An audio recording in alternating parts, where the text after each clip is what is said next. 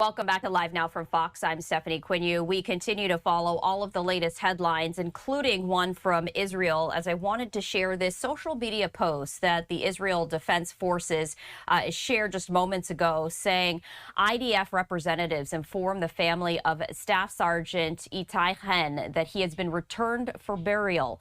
According to the information and intelligence available to the IDF, the 19-year-old served as a combat soldier in the 77th Battalion of the 7th Brigade. He fell during combat in a tank at the Battle of Kibbutz near Oz in the morning of October 7th, 2023, and was abducted by Hamas. His death was officially determined on March 10th, 2024. He leaves behind his parents and two brothers. The IDF expresses deep condolences to the family, continues to make every effort to return all the deceased hostages, and is prepared for the continued implementation of the agreement. Hamas is required to fulfill its part of the agreement and make the necessary efforts to return all the hostages to their families and to a dignified burial. We also wanted to let you know, coming up at around 11 a.m. Eastern Time, we are expecting to hear from Chen's family in both English and in Hebrew.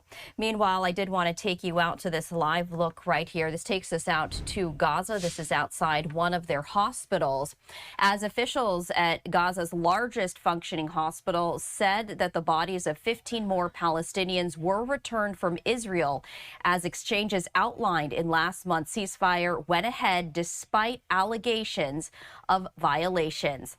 The International Committee of the Red Cross has transported 285 bodies held in Israeli custody to Gaza since last month's agreement was brokered. Israel has not disclosed how many bodies it is holding or where they were recovered, but has been returning 15 each time the remains of an Israeli hostage are returned from Gaza. Meanwhile, just a short time ago, we did hear from the Israeli government as they were holding a briefing, and I did want to play out those remarks for you right now. Good afternoon, everyone. Shalom. I'm Shosh Bedrosian, spokeswoman for the National Public Diplomacy Directorate here in the Prime Minister's office. I'll take a few questions after a couple of very brief points to share with you. Just make sure you put your name and your outlet while you ask the question in the chat of this Zoom. It is Wednesday, November 5th, and today marks day 761 since Hamas started a war, massacring our people and their communities and kidnapping more than 250 people into Gaza. It has been 23 days since our living hostages first came home, explaining the horrors they experienced while being in captivity, and that this will impact them, of course, for years to come. As they begin to live life again, eating food, spending time with friends and family, and getting their lives back, the families of our deceased hostages are also beginning to close the devastating two-year circle they have been forced into. We have 7 hostages still in Gaza right now, and we will not stop demanding for each and every one of them to be returned home for a dignified burial. Last night, Israel received the remains of one of our murdered hostages, who was handed over to our brave special forces inside of the Gaza Strip. Now, after a dignified military ceremony to honor his life, the remains were brought to the Forensic Institute, where it was later identified. The deceased hostage was Armored Corps Staff Sergeant Itay Chen of blessed memory. Itay was an American-Israeli citizen and the middle son of 3 boys in his family.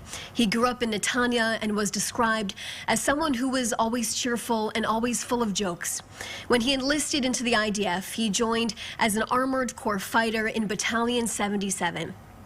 Itay was only 19 years old while serving alongside the Gaza border the morning Hamas terrorists launched its horrific war on Israel.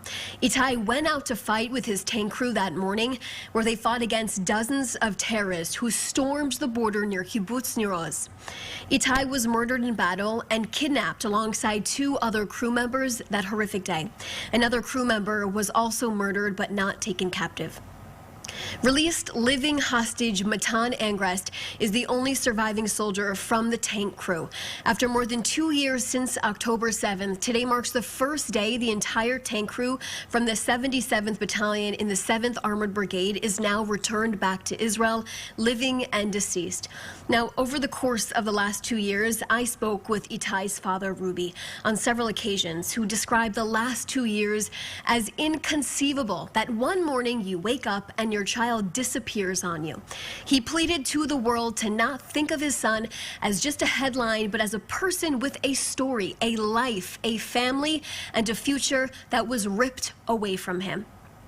Ruby made it a mission for people to understand why it was so critical, why it was so important to get his son's remains home back to Israel for a dignified burial.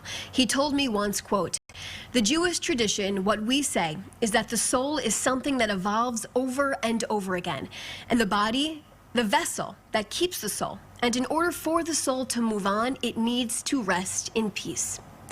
Itay, alongside other tank crew, is a hero and put his life on the line for the safety of the state of Israel and its citizens.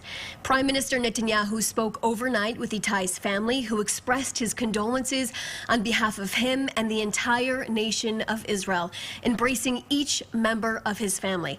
Now, during the call, Itay's parents, Ruby and Hagit, thanked the IDF soldiers and security forces and the Prime Minister for the return of Itay so they can now have that Jewish burial they have been waiting for. They asked the Prime Minister during that phone call conversation to continue working for the return of all of our murdered hostages in Hamas captivity. The Prime Minister responded that he is determined to bring all of our remaining hostages back home, all 7 of them in captivity. Israel, its security forces, and the IDF are continuing to uphold its side of the agreement, and we will not compromise on returning all of our hostages. The mediating countries must insist on the full execution of the framework and hold Hamas accountable for its violations that continue throughout this week. On Tuesday, another terrorist was identified crossing the yellow line and approaching IDF soldiers in the northern part of the Gaza Strip, posing an immediate threat to them. After identification, the terrorist was eliminated in order to remove that threat. Israel maintains the responsibility to defend our forces within the ceasefire agreement. And since the ceasefire came into effect, IDF soldiers identified a compound that has rockets, launchers, and launch positions that all belong to Hamas, the terror organization in northern Gaza. An underground tunnel route spanning hundreds of meters long and tens of meters deep was located in the area of Jabalia, which was dismantled by our soldiers.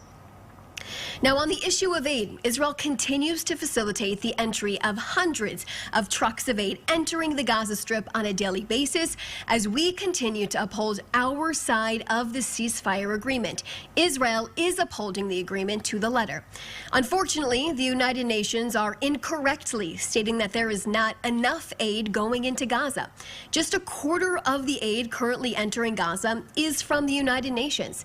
The UN is often unaware of other agencies, and despite the UN statements and rhetoric, they're ready to scale up and increase aid. This has not been matched by the reality on the ground.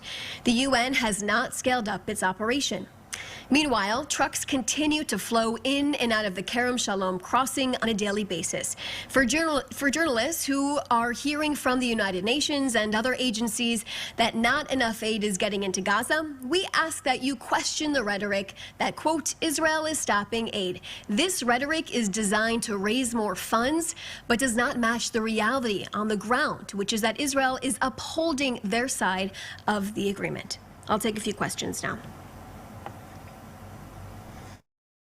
We are listening in there to an Israeli briefing that happened just moments ago, and I did want to play out the statements that we were just hearing as the spokesperson was talking about the ongoing efforts to retrieve all of the remains of the hostages from Gaza.